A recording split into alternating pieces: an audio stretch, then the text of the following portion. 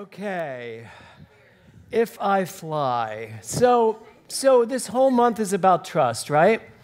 So, right? So the title of my talk today is this, or I could, ...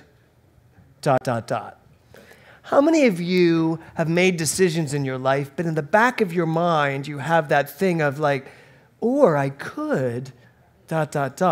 But very often you don't follow through with the or I could because this feels safe. Almost I can trust in this because I know the outcome. And the trust that we're talking about this month is the trust that you have without the outcome.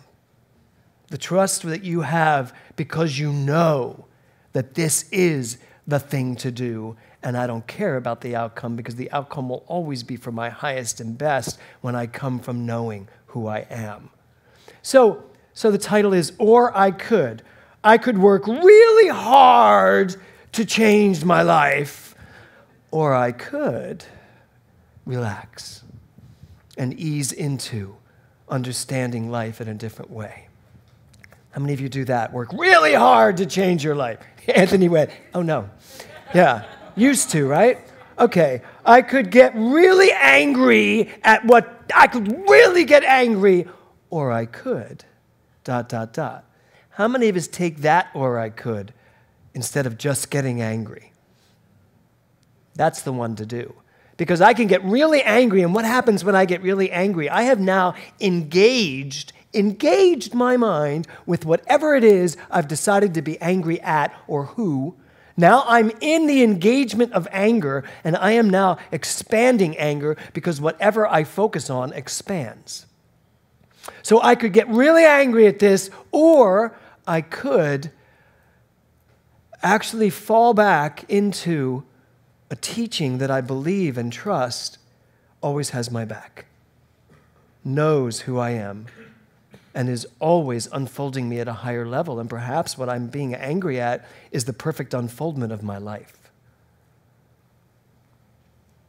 So I could get really regretful. I could go into the past and look at all the things that have gone on and just get really sucked into regret. How many of you have ever had regrets? Anybody sitting here with any regrets? Jeffrey Sinden? I thought you raised your hand to regret. So I could get really stuck in this regret, or I could actually remember that the very thing I'm regretting happened, therefore I was equal to it, and it must be part of my divine plan. Not God's divine plan, there's no such thing. My divine plan, my personal divine plan, that personal thing in me that is always growing me. I could give in to aging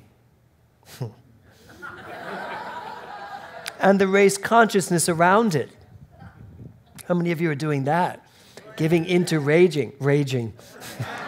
Well, that too. But aging. I heard myself say yesterday when there was discussion about walking the Camino, and it's something that Kevin and I have always wanted to do, and we were planning on doing it. And I heard myself, it wasn't yesterday, it was this morning, in the car driving here, I said to Reverend Jonathan, he said, oh no, it was last night. It was last night.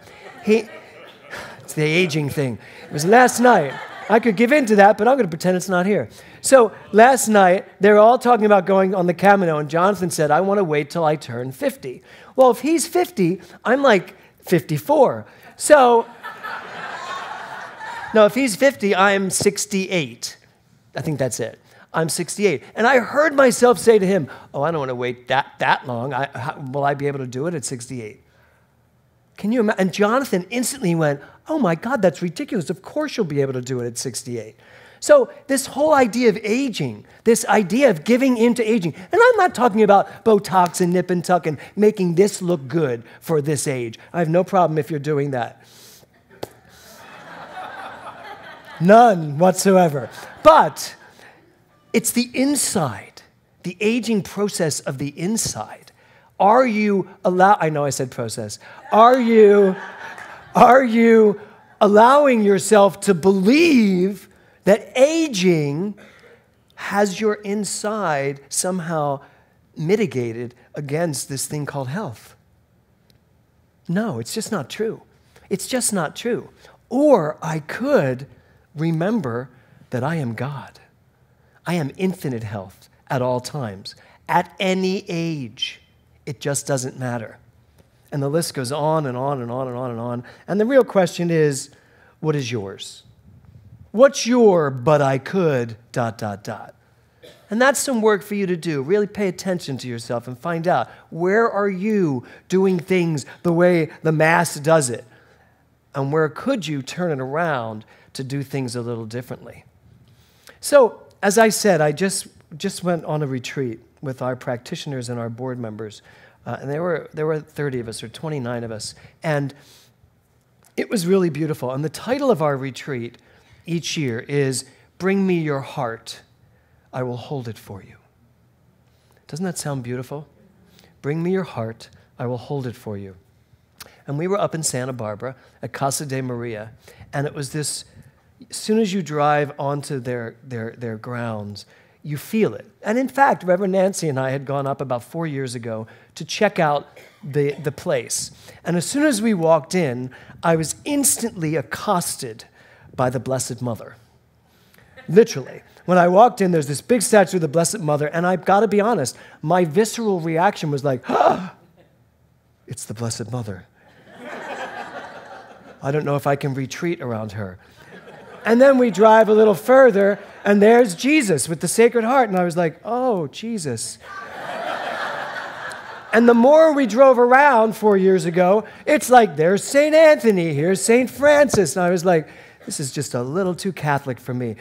And Reverend Nancy said, it's Casa de Maria. It was a convent. I told you that. I was like, I know, but when you said convent, I was just thinking sweet little acreage.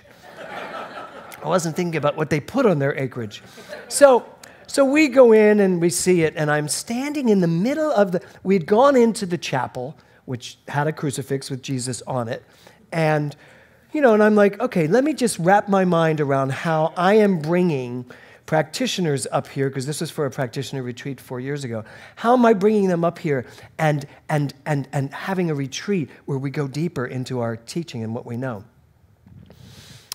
So we leave the chapel, and I'm standing under an oak tree, and all of a sudden, my heart just opened, and I heard, bring me your heart, I will hold it for you. And I turned to Nancy, I said, grab your pencil. I said, bring me your heart, I will hold it for you. And she's like, what? I said, it's the title of our retreat. We are going to do it here. Bring me your heart, I will hold it for you. And that's what we named it 4 years ago, and we've done it every year. So I've gone to Casa de Maria now a number of times, and this year's retreat really was probably the best retreat I've ever been on in my life. It was the most emotional, the most fulfilling. And a year ago, I was there teaching, paneling new ministers. And there was a moment in the paneling of the new ministers when I was standing in the chapel talking to the new ministers. And they hadn't become ministers yet. They hadn't paneled yet. But they'd all given their talks. They'd done their testing. And I'm standing there with them, and there's Dr. Joe Hooper and Dr. Maureen Hoyt. They were my panelists, and Reverend Jonathan Zenz. And I'm standing with my back to the crucifix, but I had totally forgotten about the crucifix. It wasn't playing into my mind. And I'm standing talking to them, as I am to you, and I'm saying, what I want you to do is I want you to remember what got you here. What got you here? I want you to remember your teachers and your mentors, all the great minds in the universe, all the great scripture and the great historic writings that have brought you to this moment in time where you are ready to launch into becoming a minister. And as I'm saying this, and I start to list mine, I was like, for me, it is Eric Butterworth, who was my first teacher in metaphysics, and Marianne Williamson, and Dr. David Walker, and of course, Ernest Holmes. And as I'm talking, I turn, and there is Jesus on the cross.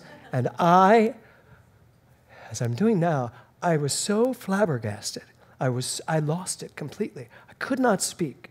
The tears started falling down from my eyes, and I was like, I turned back around and I went, or my greatest mentor, who is standing right behind me, who I have forgotten all these years.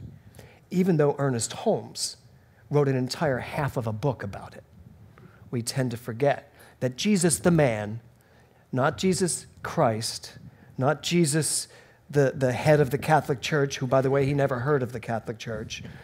Jesus, the man. And I know I'm trusting today.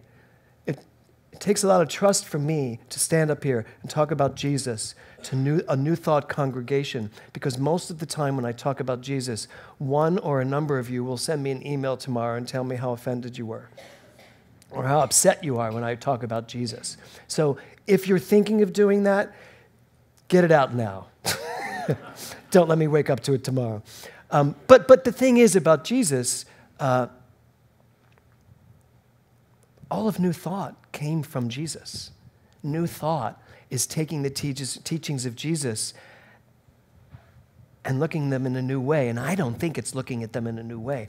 I actually think New Thought is looking at the teachings of Jesus probably the way he meant them. And let's face it, the teachings of Jesus come from Judaism.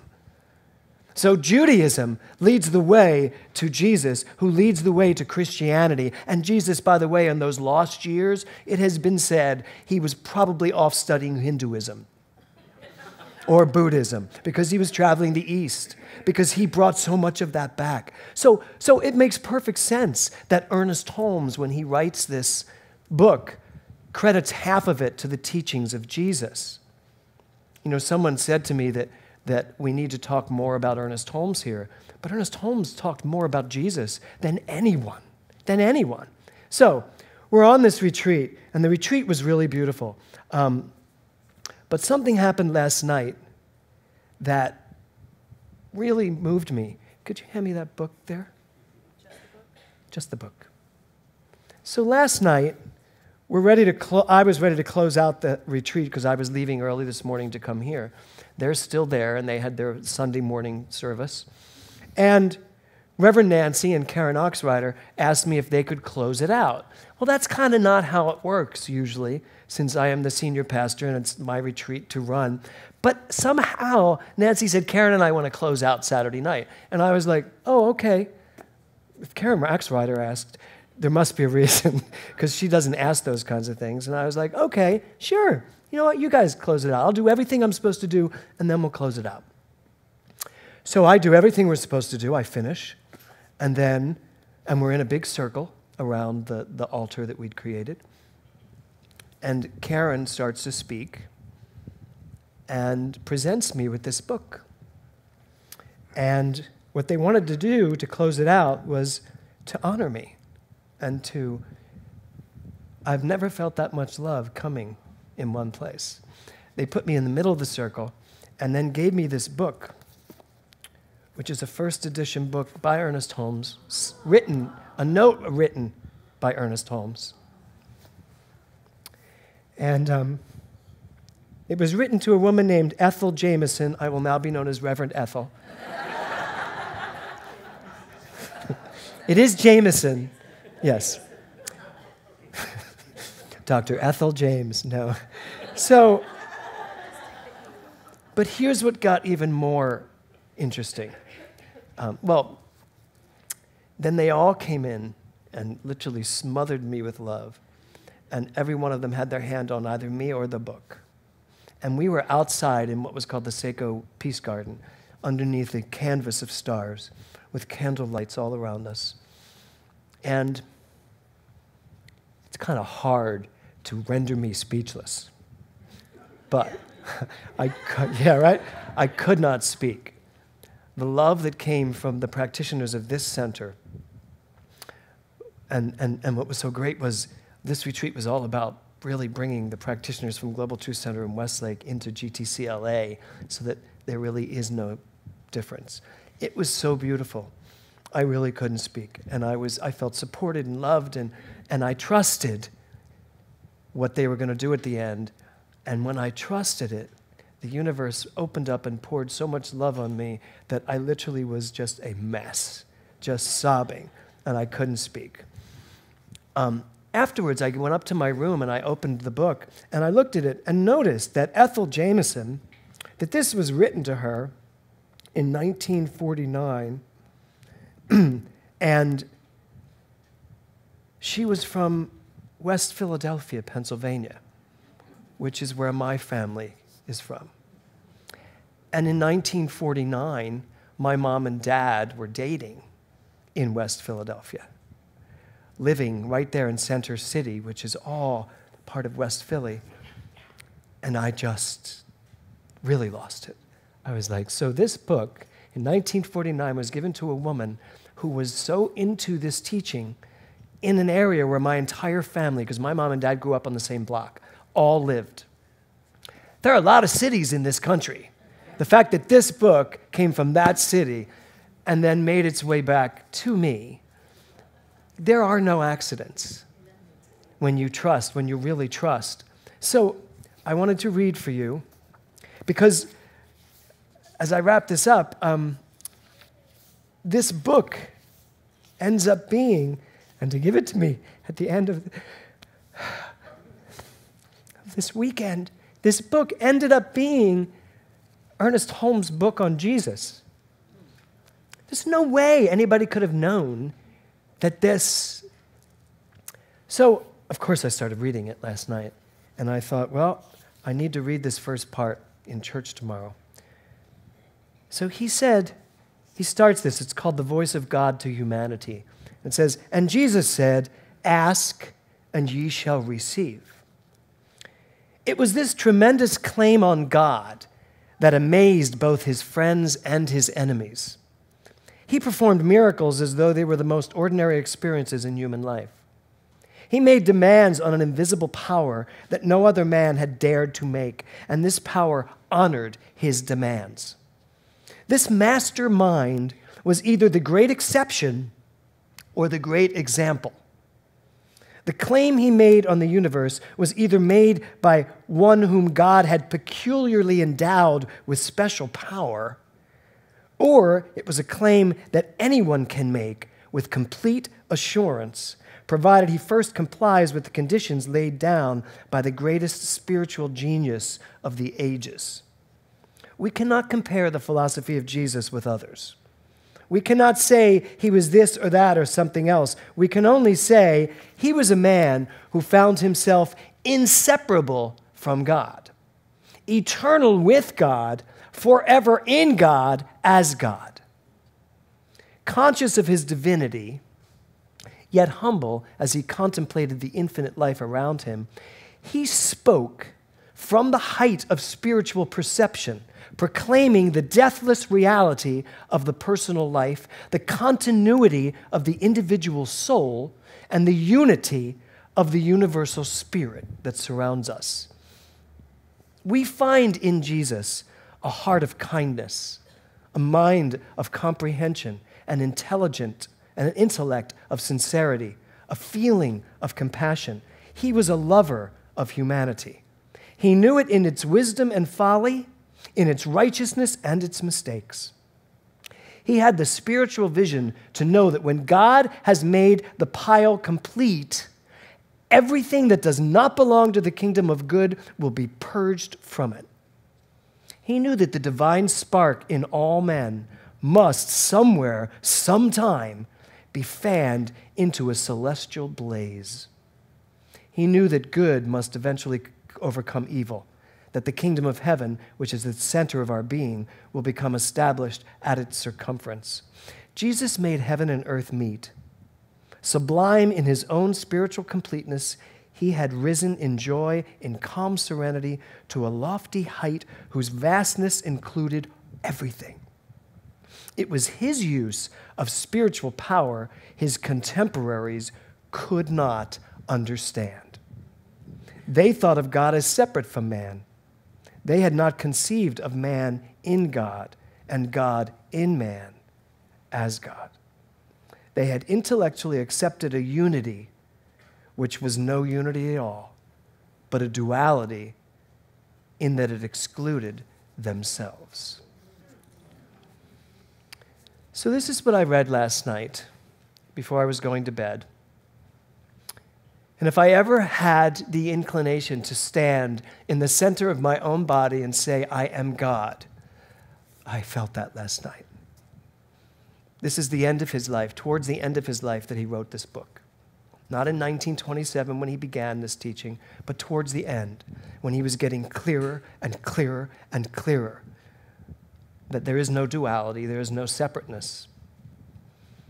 So what I'm asking us to do this month is to trust who we are, to really go the deeper mile, to really step this up, to really trust who you are at the core of your being.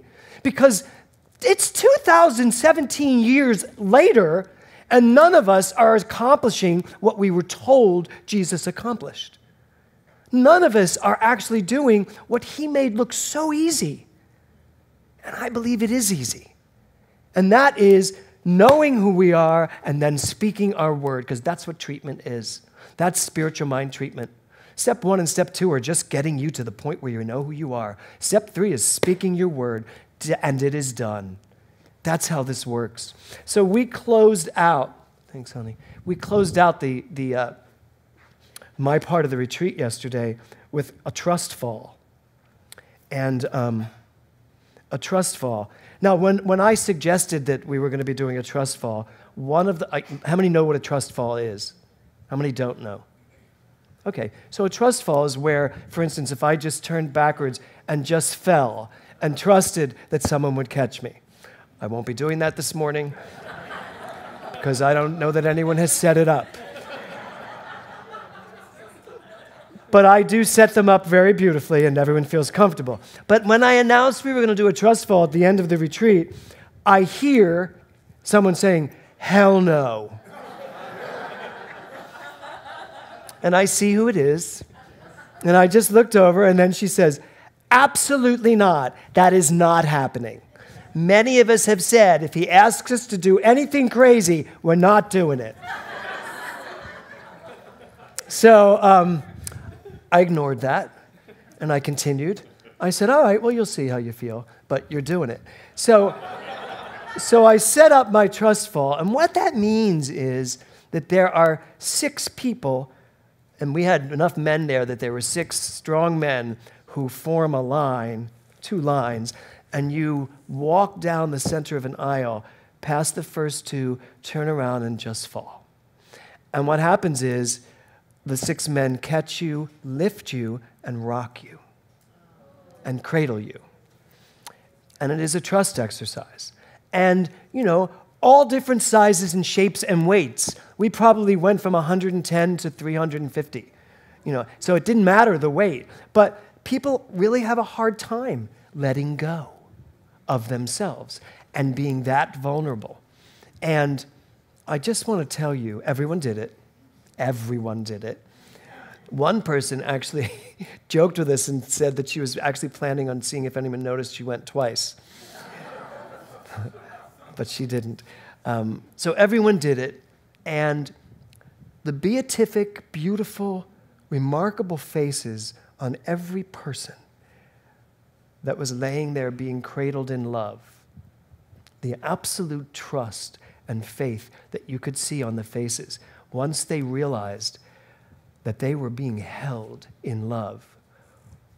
And my job was to catch their heads so that they were held, that the head was held.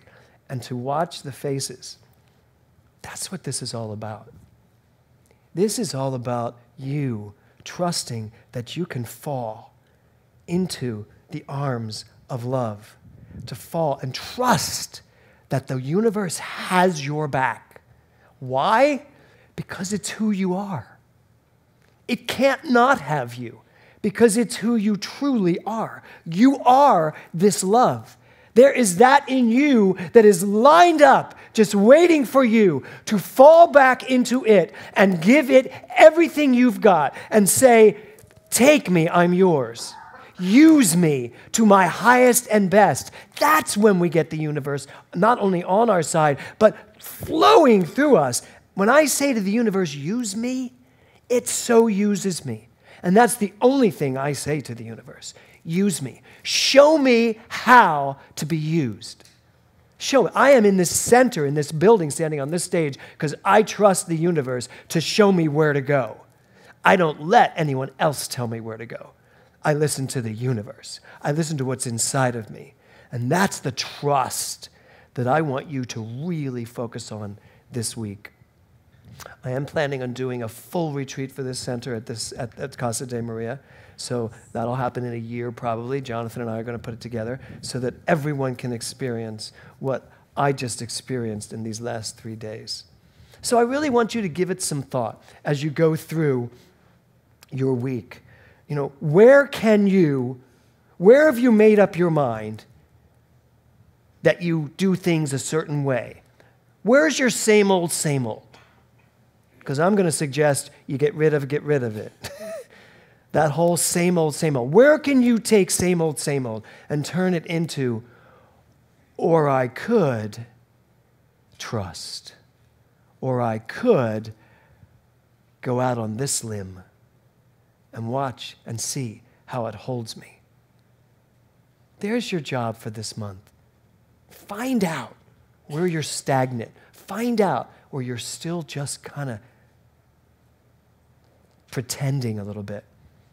Because it's time to literally come screaming out of the closet as God and let the universe do with it what it will. This is coming out month, I believe.